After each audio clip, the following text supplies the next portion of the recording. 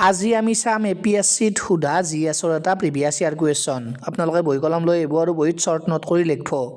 অসমৰ কিমানখন national park UNESCO world heritage সাইটৰ আণ্ডাৰত আহে কিমানখন মনত ৰাখিব কাজিৰঙা আৰু মানাস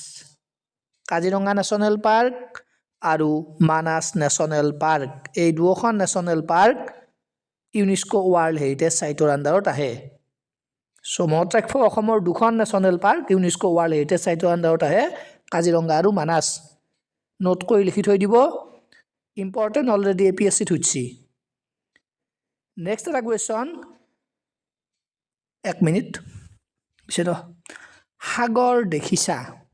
এই কিতাপখন কোনে লিখিছিলে সাগৰ দেখিছা এই কিতাপখন কোনে লিখিছিলে এই কুৱেশ্যনটো সুধিছি এডিআৰিত সো আপোনালোকে কমেন্ট কৰক সাগৰ দেখিছা কোনে লিখিছিলে